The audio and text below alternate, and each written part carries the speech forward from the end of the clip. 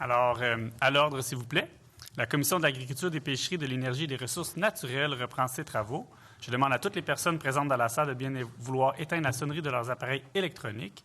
Cet après-midi, nous allons entendre l'Institut national de santé publique du Québec, l'Institut Jean Garon, ainsi que l'Association des producteurs maraîchers du Québec.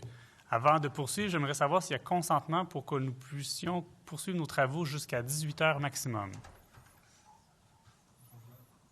Consentement? Merci. Donc, je souhaite la bienvenue aux représentants de l'Institut national de santé publique du Québec. Je vous rappelle que vous disposez de 10 minutes pour votre exposé, puis nous procéderons à la période d'échange avec les membres de la commission. Je vous invite donc à vous présenter ainsi que les personnes qui vous accompagnent, puis vous pourrez procéder à votre exposé. La parole est à vous. Monsieur le Président, membres de la commission, je suis Nicole Damestois, présidente directrice générale de l'Institut national de santé publique du Québec. Et cet après-midi, je suis accompagnée par M. O'Neill Samuel, conseiller scientifique au sein de notre direction de santé environnementale et toxicologie, de même que par Dr Stéphane Caron, médecin en santé au travail. Alors, tous deux sont ici pour répondre à vos questions tout à l'heure. Nous vous remercions de l'invitation à participer à vos travaux et nous saluons l'intention de la Commission de dresser un portrait à jour des impacts des pesticides sur la santé publique et l'environnement, ainsi que des pratiques de remplacement innovantes. L'INSPQ est un centre d'expertise et de référence en santé publique au Québec.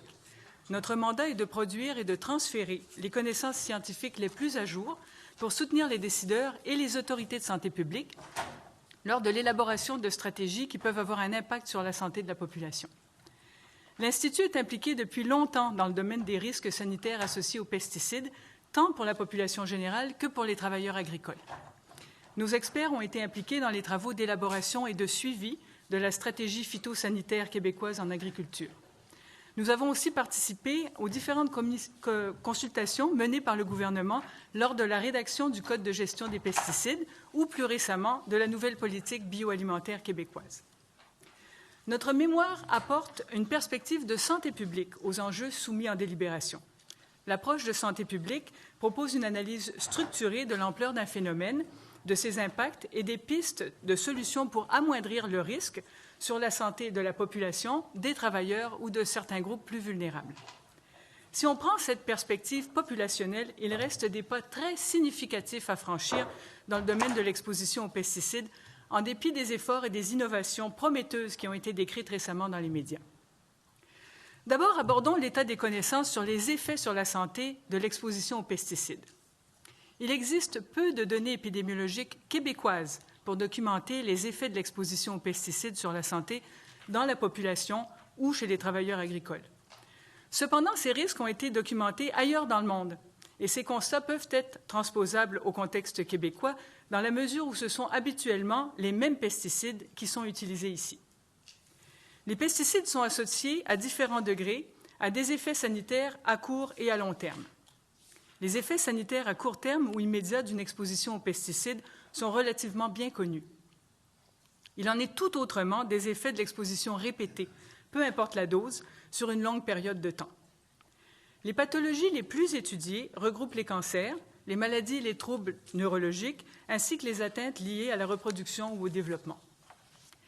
Ainsi, principalement chez les utilisateurs professionnels, les cancers du sang et des ganglions tels que le lymphome non-hodgkinien, le myélome multiple ou la leucémie, de même que le cancer de la prostate ou certaines tumeurs cérébrales, sont les néoplasies pour lesquelles le poids de la preuve ou la présomption d'un lien sont les plus forts. Aussi, sur le plan des effets neurologiques à long terme, une forte présomption a été observée pour la maladie de Parkinson, qui, comme le lymphome non-hodgkinien d'ailleurs, a été reconnue comme une maladie professionnelle liée à l'exposition aux pesticides en France. Notre mémoire présente une analyse détaillée des dernières données disponibles dans ce domaine. Par ailleurs, de nombreuses incertitudes persistent. Ainsi, il faudrait en savoir davantage sur les effets endocriniens ou neurodéveloppementaux qui pourraient survenir suite à l'exposition prolongée à de faibles doses d'une même substance, des doses bien inférieures à celles utilisées lors des études expérimentales citées dans les processus d'homologation. Aussi, l'effet additif de l'exposition à un mélange de différents pesticides, tous à des doses largement inférieures au seuil de toxicité, est peu documenté à ce jour. Devant l'étendue du mandat de cette commission, nous avons choisi de regrouper nos recommandations autour de 3 grands blocs. Le premier, et celui qui concerne le fait de baser les décisions sur des données fiables, indépendantes et de soutenir la recherche. Le deuxième, qui consiste à séparer le conseil phytosanitaire des intérêts commerciaux et d'encourager plus activement encore les pratiques de remplacement. Et le troisième, qui vise la prévention et la prise en charge des risques d'exposition professionnelle aux pesticides. Commençons par le premier bloc, celui qui aborde la notion de baser les décisions sur des informations fiables, indépendantes et de favoriser la recherche. Afin de réduire les risques sanitaires des pesticides pour la population et pour les travailleurs, il faut d'abord mieux documenter l'exposition. Quand on parle de la population générale en particulier, nous avons fait état plus tôt des incertitudes sur les effets à la santé, mais l'information est aussi déficiente au niveau de l'exposition aux pesticides. La principale source d'exposition de la population générale est par l'alimentation. Les programmes de surveillance des résidus de pesticides des aliments et de l'eau devraient être bonifiés. Les données ainsi produites devraient être divulguées et facilement accessibles aux chercheurs et aux autorités sanitaires. Elles permettraient une surveillance active et continue de l'exposition de la population aux résidus de pesticides et permettraient de répondre à des questions telles que à quoi la population est-elle exposée au juste, à quelle dose, à quelle combinaison de produits, comment cela évolue-t-il dans le temps ou selon les régions. Aussi, les données complètes de vente des pesticides devraient être rendues disponibles par le ministère de l'Environnement et de lutte contre les changements climatiques afin d'optimiser nos indicateurs de risque. Dans un autre ordre d'idée, mais toujours dans le domaine des données, si on regarde le processus d'homologation des produits, il existe certaines lacunes au niveau de l'information utilisée pour étayer les décisions. Ainsi, puisque Santé Canada consulte actuellement sur le processus d'homologation, nous croyons nécessaire d'insister afin que l'ensemble des données probantes disponibles soient prises en compte. Ceci inclut spécifiquement les données issues de la recherche indépendante de l'industrie. De plus, toujours dans le cadre des exigences de l'homologation, il y aurait lieu d'inclure les effets chroniques de l'exposition à la formulation commerciale, pas seulement l'ingrédient actif. Finalement, dans ce premier bloc, quand on parle de recherche, puisque la réalité de l'utilisation des pesticides sur le terrain varie des conditions de laboratoire, il faudrait supporter la réalisation d'études chez les travailleurs agricoles pour connaître les risques sanitaires associés à leurs pratiques professionnelles. Deuxième bloc, celui qui aborde la notion de séparer le conseil phytosanitaire des intérêts commerciaux et d'encourager plus activement encore les pratiques de remplacement. La stratégie phytosanitaire québécoise en agriculture énonce la base d'une intervention intégrée qui vise à réduire l'exposition de la population et des travailleurs aux pesticides. C'est un cadre solide auquel il faudra apporter des ajustements pour s'assurer d'atteindre les objectifs initiaux. La réduction des risques sanitaires associés aux pesticides nécessite une action concertée entre les différents partenaires, que ce soit les ministères, les producteurs et leurs représentants, l'industrie agrochimique, les établissements d'enseignement. Cependant, l'influence de l'industrie doit être recadrée. Il est démontré que la mise en place de services conseils indépendants est souvent associée à une réduction de l'utilisation des produits. Or, au Québec, l'offre actuelle de services conseils est principalement associée à la vente de pesticides. Il en résulte une situation d'apparence de conflit d'intérêts ou d'absence de neutralité qui est accentuée par certaines pratiques promotionnelles et publicitaires qui encouragent l'achat et l'utilisation de pesticides. Cette situation a aussi pour effet de nuire considérablement aux efforts visant à promouvoir l'utilisation des outils développés au Québec pour faciliter la substitution des pesticides plus toxiques vers des alternatives moins nocives. Il est possible d'assurer la mise en place de services conseils en phytoprotection plus neutres, à l'instar de ce qui prévaut dans d'autres pays ou pour d'autres produits potentiellement dangereux. D'autres pays ont aussi encadré davantage les pratiques promotionnelles et publicitaires de l'industrie des pesticides. Si le besoin de réduire l'utilisation des pesticides semble faire consensus, l'atteinte de cet objectif passera par un plus grand soutien à la recherche et à l'évaluation de technologies innovantes permettant d'éliminer, de réduire ou de substituer les produits moins toxiques. La gestion intégrée des ennemis des cultures et l'agriculture biologique doit prendre plus de place dans l'éventail des méthodes utilisées. Finalement, en ce qui concerne la prévention et la prise en charge des risques d'exposition professionnelle aux pesticides, les travailleurs agricoles doivent faire l'objet d'une attention particulière en matière de prévention des risques d'exposition aux pesticides parce qu'ils manipulent les produits, en font l'application et circulent dans les champs. De plus, parce que la ferme est aussi un milieu de vie, une meilleure gestion des risques est susceptible de limiter l'exposition des familles, des voisins et des populations limitrophes. La priorisation du secteur agricole par la CNESST aurait certainement des impacts positifs sur la prise en charge de la prévention, sur le développement de la recherche, sur la formation, ainsi que sur la reconnaissance des maladies professionnelles en lien avec l'exposition aux pesticides. Afin de favoriser cette prise en charge, il faudrait aussi revoir la définition d'établissement et de travailleurs au sens de la loi sur la santé et la sécurité du travail et rendre accessible à ce secteur d'activité l'ensemble des mécanismes de prévention prévus dans cette même loi. Alors, en espérant que ces propositions, appuyées sur notre expertise ainsi que sur les connaissances scientifiques les plus récentes, vous soient utiles et éclairent votre décision, il nous fera maintenant plaisir de répondre à vos questions. Merci beaucoup, Mme Damestois. C'est bien prononcé? C'est ça. Excellent. Donc, je cède maintenant la parole au député de Bourget pour la période d'échange avec la partie du gouvernement. Merci, Monsieur le Président. Je suis vraiment content que vous ayez eu l'occasion de donner le nom de madame. Comme ça m'a évité de me tromper. C'est bon, ça.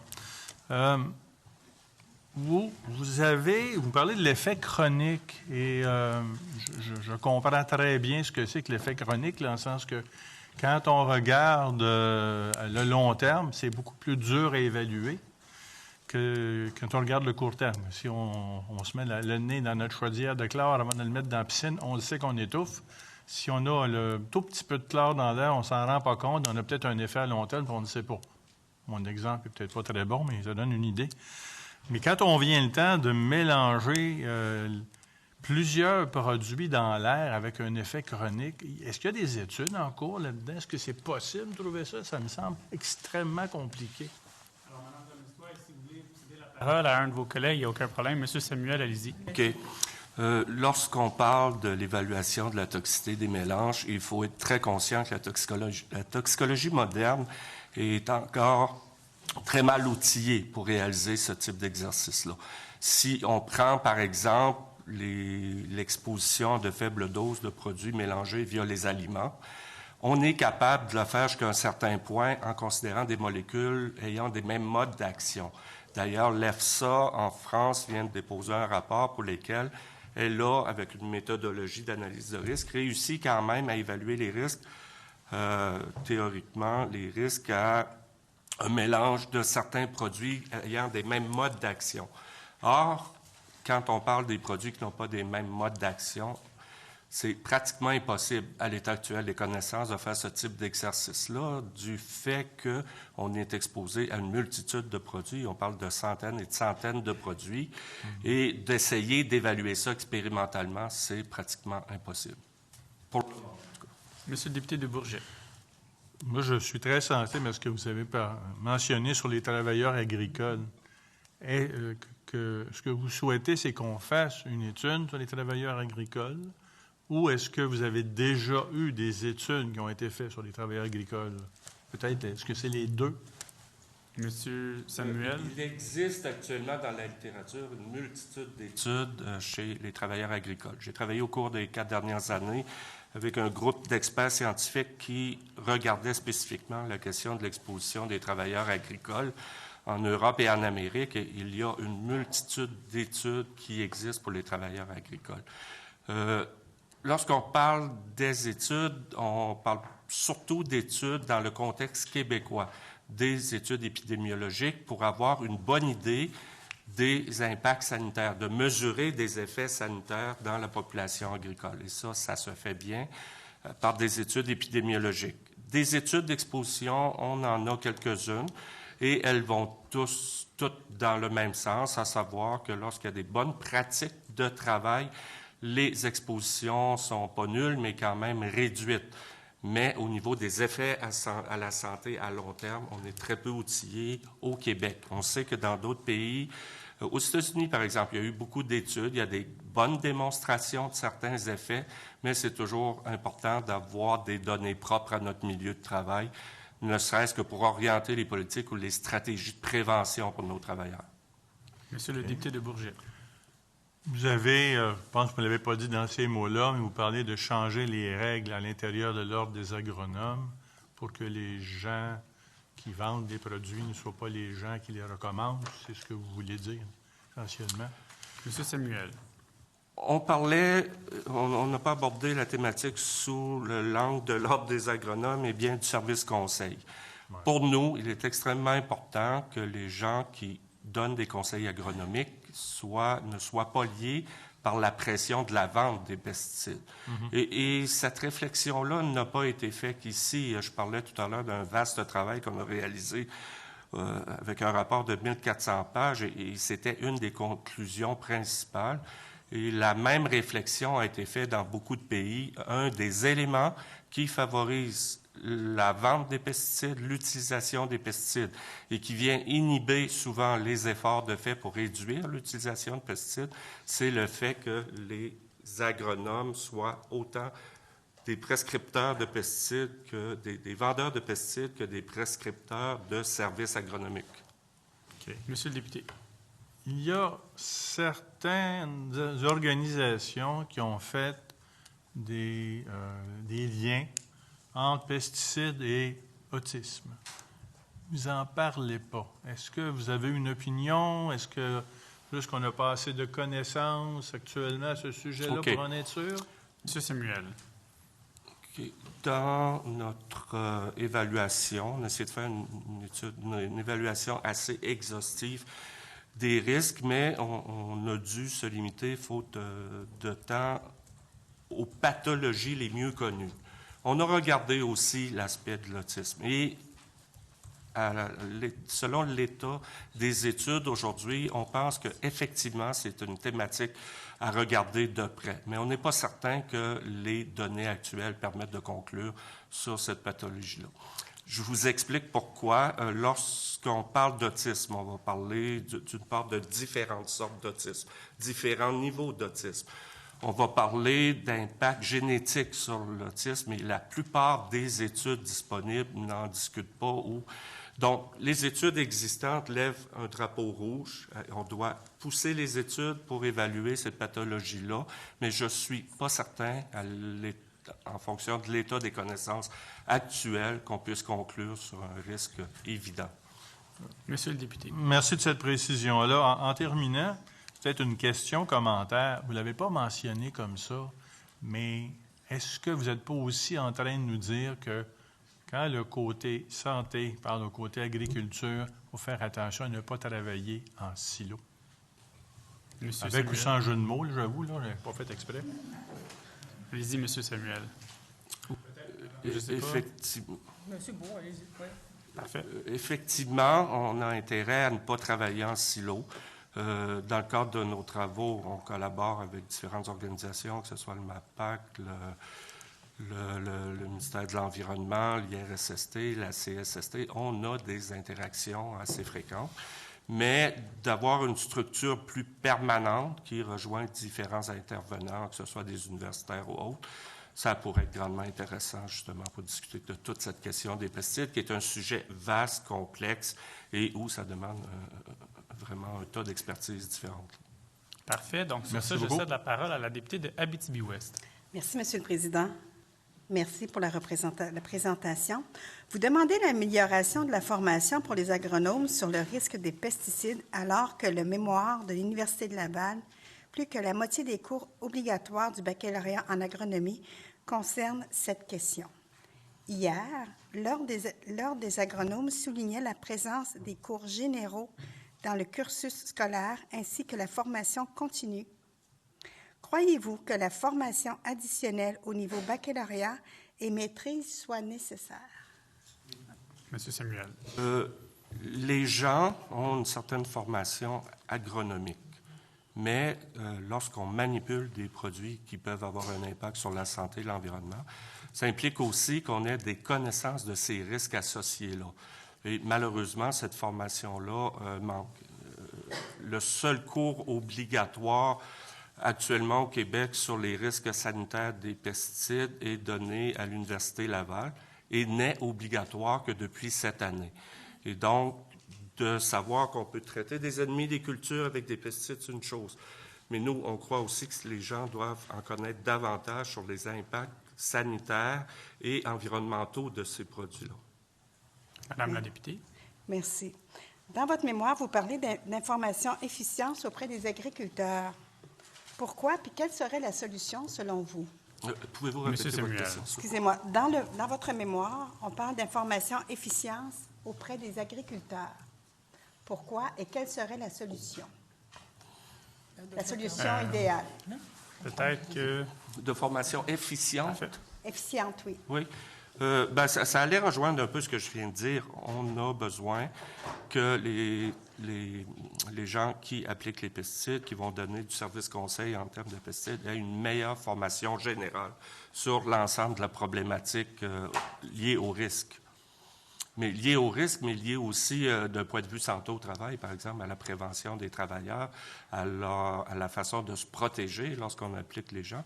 Et on croit que les conseillers agricoles, notamment, pourraient avoir un rôle important en termes d'approche préventive auprès des utilisateurs de pesticides. Madame la députée. Merci, je laisse la parole à un collègue. Bien sûr. Donc, Monsieur le député de Lac-Saint-Jean, la parole est à vous. Merci, M. le Président. Combien il nous reste de temps, M. le Président? Environ 6 minutes. Bon. Merci d'être là. Merci du mémoire déposé. J'ai vu, il y a plusieurs choses que vous abordez dans le mémoire. Hein? Vous parlez, entre autres, de l'homologation au niveau des matières actives, tout ça, mais qu'il n'y a rien qui se fait au niveau quand une fois qu'ils sont tous ensemble, avec les adjuvants aussi. Puis moi, écoutez, est-ce que Santé Canada devrait investir davantage dans la recherche? Parce qu'on parle d'effets au niveau des expositions, au niveau des pesticides, on connaît très bien tous les effets aigus, ça c'est documenté. Mais les effets à long terme, tout ça, par contre... Monsieur Samuel, allez-y. Excusez-moi, est-ce que vous voulez répondre? Non, allez-y. Santé Canada, comme toutes les organisations qui sont responsables de l'homologation, font à peu près tous le même travail de la même façon. Donc, c'est un c'est un bon modèle d'évaluation, d'analyse de risque, là, qui est une approche quantitative. Et tous le font de la même façon, mais il y a des bugs dans tout ce processus-là. D'une part, les données proviennent uniquement de l'industrie. Je ne veux pas insister sur le fait que toutes les entreprises qui produisent des pesticides peuvent fausser des données, tout ça, mais on a eu quand même, dans les dernières années, des exemples où il y a eu de la manipulation de données, tout ça, et dans d'autres milieux, comme dans les médicaments, par exemple, dans d'autres produits dangereux, on s'est donné des outils pour avoir un cadre d'analyse où on va avoir des données pour lesquelles on est assuré que ça a été fait de façon très éthique. Et comment le faire? Je ne sais pas. Est-ce qu'on devrait continuer à faire payer l'industrie pour faire les études, mais les faire faire par des experts complètement indépendants, peut-être? Est-ce que Santé Canada doit faire les études? Je n'en suis pas certain. Ce qui est important, c'est qu'il y ait un cadre complètement indépendant pour faire les études qui sont utilisées pour évaluer les risques. Donc, ce que je comprends, c'est qu'au niveau de l'ARLA, tout ça, au niveau fédéral, il n'y a pas de cadre indépendant. Il y a des cahiers de charges et les entreprises qui homologuent les produits doivent remplir le cahier de charges et par la suite, c'est évalué. C'est ça. Ils vont utiliser les données générées par l'industrie pour faire des évaluations de risque, pour décider si oui ou non le produit respecte des quotas de sécurité et qu'on peut effectivement les utiliser. Il est clair que dans certaines situations, ça nécessite de faire des études plus poussées. Et vous m'aviez parlé de la question des mélanges de pesticides, de l'évaluation des produits commerciaux. Et effectivement, c'est un autre des problématiques associées au processus d'homologation, que ce soit au Canada ou ailleurs. On évalue une matière active qui n'est pas le produit utilisé sur le terrain. Et on a des exemples. Le glyphosate est celui qui a été le plus cité au cours des dernières années parce que c'est un produit qui a été beaucoup utilisé, où on a vu que les surfactants, par exemple, pouvaient être en cause dans la toxicité. Actuellement, on n'évalue pas le produit commercial, on n'évalue que la matière active. Monsieur le député, allez-y. La longueur, 15 ans, c'est-tu trop long?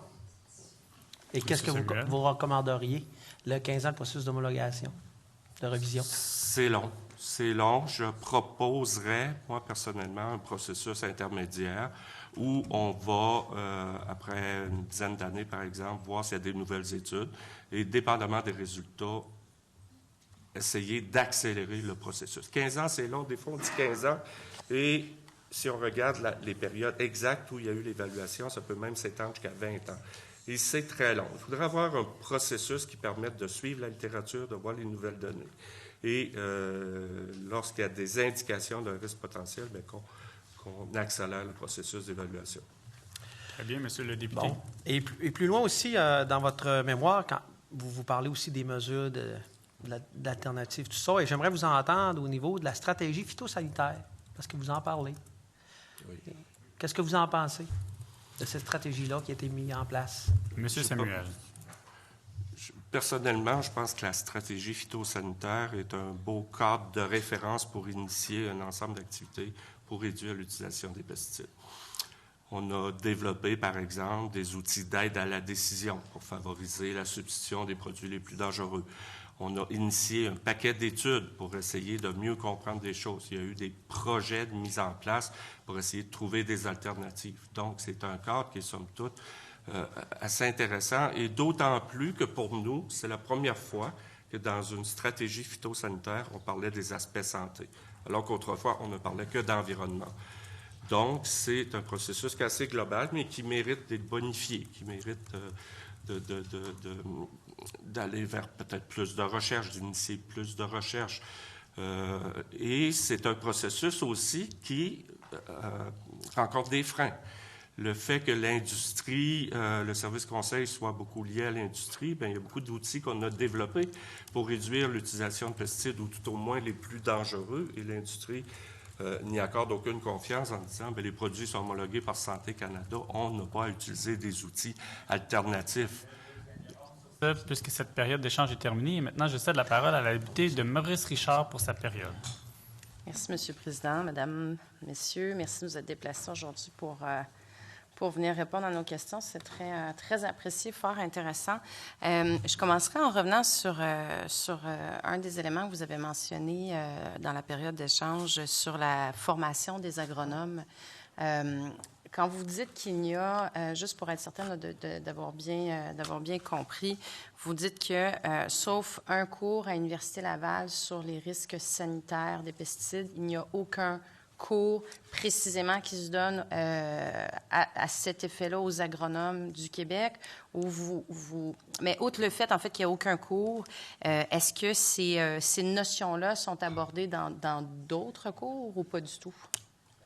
Je risque à dire très peu. Je vous donne un exemple. La prise en charge de la formation des conseillers agricoles, des travailleurs agricoles en matière de prévention de risques des pesticides, tout ça a beaucoup été assumé au cours des dernières années par la stratégie phytosanitaire. On a formé 400 conseillers agricoles que je vais appeler non liés, même si le terme parfois fait sauter des gens. Donc non liés à la vente de pesticides, et on les a formés sur les risques à la santé, les risques à l'environnement, ainsi que les outils d'aide à la décision, comme Sage Pesticides, par exemple, pour les aider à choisir des pesticides moins toxiques.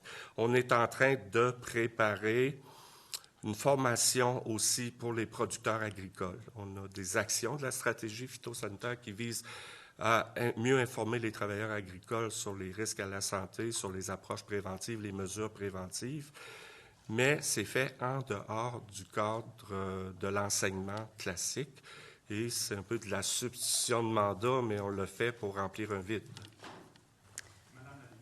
Donc, ce que vous tirez comme conclusion, c'est que les agronomes n'ont pas nécessairement cette formation-là ou cette sensibilité-là de l'impact sanitaire, de l'impact toxicologique des pesticides.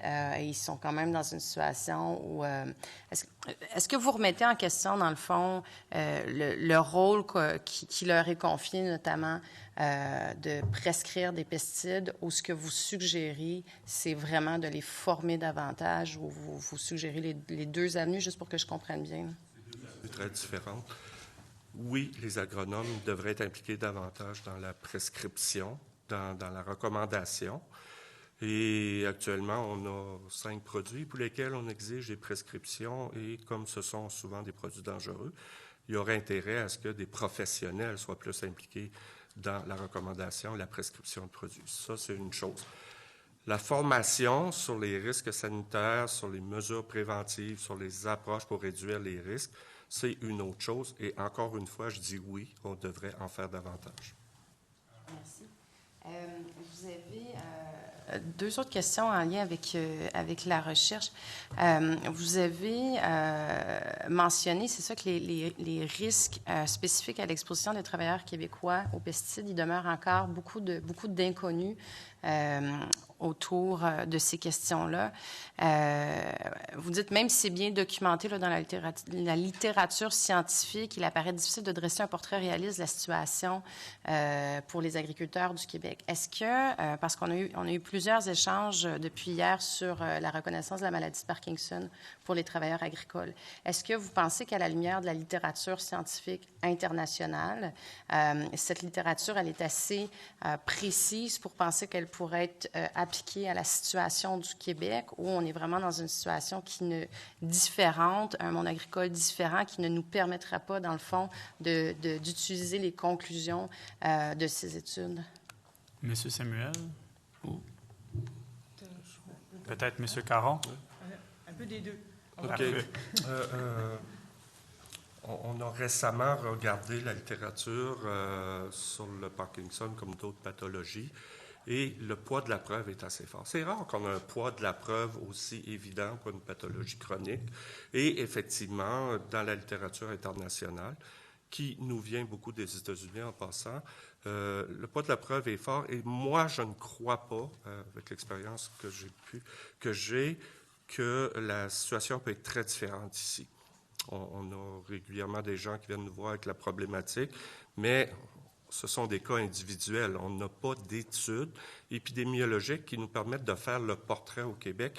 Et ça, c'est important pour une chose surtout, c'est que dès qu'on a fait le constat dans un milieu propre, après, on est capable d'orienter des stratégies. On a des éléments de sensibilisation pour les travailleurs parce que ce sont les premiers visés et ces gens-là sont difficiles à convaincre parfois de se protéger, malgré tous les messages qu'on essaie de passer. Donc, d'avoir des données de recherche propres au milieu, souvent, ça constitue un élément de sensibilisation et d'orientation des politiques assez fort du fait que ça provienne du milieu. Oui, on peut probablement transférer les constats qui sont faits ailleurs pour le Parkinson, mais ça serait drôlement intéressant qu'on puisse le documenter au Québec. Madame la députée. Toujours sur des questions de recherche, parce qu'on a eu ces échanges-là aussi avec des chercheurs un petit peu plus tôt dans la journée sur l'accès aux données. Je présume, je ne veux pas vous mettre des mots dans la bouche, mais je présume que comme institut de recherche, vous seriez favorable à une plus grande accessibilité, transparence, disponibilité sur la totalité des données d'utilisation des pesticides au Québec? Tout à fait. Je pense que c'est important qu'on ait accès à toutes les données probantes, là, que ce soit les données de résidus de pesticides dans les aliments. On a développé des outils, des cadres méthodologiques pour être capable de faire des analyses de risque, sauf qu'on utilise les données fédérales du programme de surveillance fédérale pour lesquels on n'est pas capable d'extraire les données québécoises. Donc, je pense que le gouvernement québécois pourrait essayer de faire des pressions ou tout moins avoir des ententes avec l'ASIA, l'Agence d'inspection des aliments, pour avoir les données québécoises. Le MAPAC génère un programme de surveillance aussi, mais les seules données auxquelles on a accès, ce sont des résumés de quelques pages très généralisés, alors que nous, on a besoin davantage des données brutes. Donc, quel produit en contenait, quel échantillon, combien il y en avait, tout ça, pour quels légumes, quels fruits, tout ça. On a besoin de ces données-là. On a besoin de bonifier ces programmes-là aussi parce que souvent, statistiquement, on n'a pas suffisamment de données, mais on n'y a pas accès actuellement. Pour ce qui est des données dans les fruits et légumes au Québec, on est en discussion avec le laboratoire au MAPAC, et c'est des échanges qui sont cordiales, tout ça, puis je pense qu'on va en finir par avoir, nous, à l'Institut, ces données-là. mais je garde une prudence parce que c'est le troisième mémoire dans lequel on le demande. Autre chose, rapidement, on a des données de vente des pesticides qu'on peut mettre en lien, en relation avec nos indicateurs de risque, Sage Pesticides, l'IRPEC, l'indicateur de risque des pesticides du Québec, et on aurait le plus bel indicateur de suivi temporel du risque si on pouvait avoir des données de vente liées aux régions, aux familles de pesticides, aux groupes de production, alors qu'actuellement, on a des données globales qui englobent tout ça. Et il y a beaucoup, même des secteurs d'activité où il s'est fait des belles choses, qu'il y a eu beaucoup de travail de fait pour réduire l'utilisation, puis on ne le voit pas parce que tout est noyé dans les grandes cultures du fait que c'est 85 de l'utilisation d'herbicides dans les grandes cultures, de tous les pesticides, et nos indicateurs ne nous permettent pas de les utiliser à leur plein pouvoir du fait qu'on n'a pas accès aux données. Merci, M. Samuel. Madame la députée, environ 2 minutes. Si vous aviez, je vais la faire très brièvement pour vous laisser le temps de répondre, mais si vous aviez justement accès à toutes ces données, donc au niveau vraiment de l'utilisation des pesticides, des quantités, des régions, tout ça, qu'est-ce que ça pourrait faire comme différence pour vous, comme institut de recherche, mais pour l'ensemble des chercheurs, pour la population du Québec? Quel type de recherche ça vous permettrait de faire au niveau des risques toxicologiques notamment? Là? M. Samuel. Au niveau des risques des aliments, par exemple, on pourrait répondre à plein de questions. Est-ce qu'effectivement, les craintes qui sont observées dans la population ou même auprès des scientifiques, est-ce qu'effectivement, les niveaux mesurés, c'est à craindre? Ça, on serait capable de faire des analyses de risque pour répondre en partie. Il demeure des incertitudes, on ne peut pas répondre à tout. Pour ce qui est des indicateurs de risque, les indicateurs de vente de pesticides, on pourrait mieux orienter les stratégies, soit par type de culture, par exemple. Si j'observe que dans la pomme, et je ne veux pas incriminer la pomme, là, c'est un exemple, il y a une problématique liée à un produit que le risque est en montée. Bien, on peut, avec les intervenants du MAPAC, les intervenants de l'environnement, les intervenants agronomiques, les services conseils, développer des stratégies pour essayer de réduire ce risque-là. Mais actuellement, on n'est pas capable d'avoir un indicateur qui peut être éclaté en fonction de différentes problématiques, différents groupes de producteurs. Mme de Mesta, pour le mot de la fin, 30 secondes. J'aimerais juste savoir, parce que c'est une question qui est ressortie beaucoup là, dans les derniers jours sur les liens entre les pesticides et l'autisme. Est-ce que c'est le genre d'études épidémiologiques que l'INSPQ pourrait faire pour voir si les cas quand même en augmentation d'autisme, est-ce que c'est le genre d'études auxquelles vous vous consacrez comme institut ou pas du tout? Rapidement. Dans l'analyse de la littérature, de recherches qui ont déjà été publiées ailleurs, vous utilisez souvent le terme institut de recherche. Nous ne sommes pas un institut de recherche. On est un institut de santé publique qui collige les données issues de différents types de recherches scientifiques partout dans le monde pour essayer d'avoir une idée précise d'un enlignement ou d'une orientation. Pour la précision, je cède maintenant la parole à la députée de Rouyn-Noranda-Témiscamingue. À la lecture du mémoire, j'ai beaucoup de préoccupations, puis j'aimerais revenir sur le tableau où vous présentez le bilan des principales associations positives entre l'exposition aux pesticides et certaines pathologies chez les adultes et les enfants. C'est votre tableau, le tableau 1. Et dans le fond, ce qu'on constate là-dedans, c'est qu'il y a beaucoup de présomption forte entre l'exposition aux pesticides et les maladies. On a parlé du lymphome non-Hodgkinien, la leucémie, les tumeurs cérébrales, le cancer de la prostate. Bref, il y a matière à être passablement inquiet. Puis quand on regarde toutefois vos recommandations au niveau de la limitation de l'exposition, les mésuages des pesticides pour ainsi réduire les risques sanitaires de ces produits, vos propositions vont vraiment dans le sens de déployer des efforts supplémentaires pour faciliter l'imprégnation, promouvoir davantage auprès des producteurs agricoles les outils d'aide à la décision, développer des activités de formation. Il y a toute une série de mesures, mais il y a, à la hauteur de ce qu'on peut voir, des preuves qui sont faites au niveau des liens avec la santé, ça me semble pas des mesures très ambitieuses. Concrètement, qu'est-ce qu'on fait avec les pesticides? Lesquels sont jugés prioritaires? Pour la population, l'INSPQ, c'est le gardien de la santé publique. Donc, je me demande pourquoi être si frileux dans vos recommandations. Et beaucoup d'intervenants nous ont parlé préalablement du principe de précaution. Vous n'en faites pas mention. J'aimerais vous entendre là-dessus. Donc, M. Samuel, environ en 1 minute. On n'a pas parlé du principe de précaution dans le mémoire, mais on le met en application souvent, notamment dans le code de gestion des pesticides, où on a clairement indiqué que pour l'utilisation des pesticides en milieu urbain, on devrait appliquer le code le principe de précaution. Le principe de précaution a été un petit peu galvaudé de gauche à droite, là, mal utilisé dans le temps. Et le principe de précaution doit s'appuyer, entre autres, sur la recherche, puis sur il faut être capable d'avoir des données assez probantes pour l'appliquer. Sinon, on va l'appliquer à tous pour des raisons, des fois, qui vont être nuisibles plus qu'autre chose. Donc, nous, on pense que si la recherche qu'on préconise pour mieux documenter certains effets nous amène à avoir des données assez probantes, bien, on va pouvoir éventuellement aller vers le principe de précaution si c'est justifié. Mais il faut que ce soit justifié aussi. Merci beaucoup. Ceci complète cette période d'échange. Je cède maintenant la parole au député de Bonaventure. Merci, Monsieur le Président. Madame, Messieurs, bonjour. Écoutez, il y a un mot qui me vient en tête, opacité. Manque de transparence.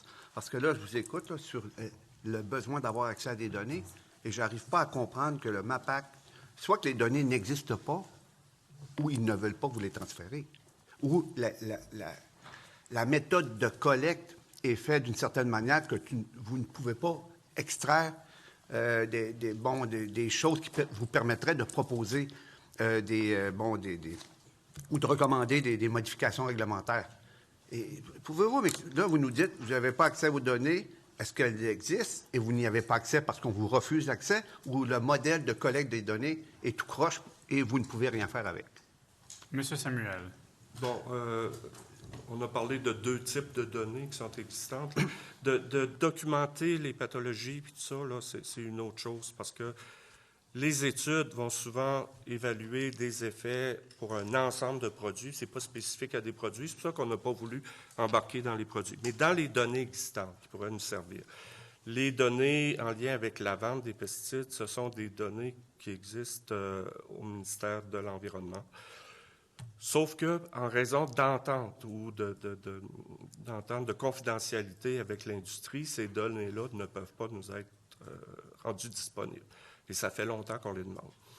Pour ce qui est des données pour les résidus de pesticides dans les aliments, c'est la même chose. Bon, il manque de données, on devra en faire davantage, mais les données rendues publiques, le dernier rapport date de 10 ans, celui qui est sorti il y a 2 jours, ça faisait 10 ans qu'on n'en avait pas vu.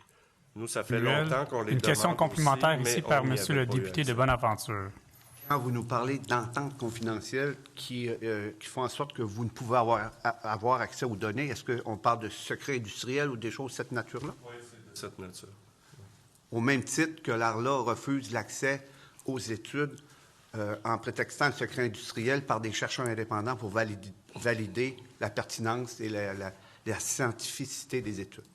Bon, regardez, nous, on a fait des demandes à quelques reprises au ministère de l'Environnement pour avoir accès à ces données-là. Et la réponse qu'on a eue, c'est qu'on n'est pas capable en raison des ententes de confidentialité qu'on a avec l'industrie. Donc, je crois que ces données-là existent. Effectivement, on les présente d'un point de vue global, là, tout dans le même plat, mais on n'a pas accès à ces données-là. Monsieur Samuel, Madame de Mestoy, Monsieur Caron, pour vos contributions à ces travaux. Je suspends maintenant quelques instants afin de permettre aux représentants de l'Institut Jean Garon de prendre place.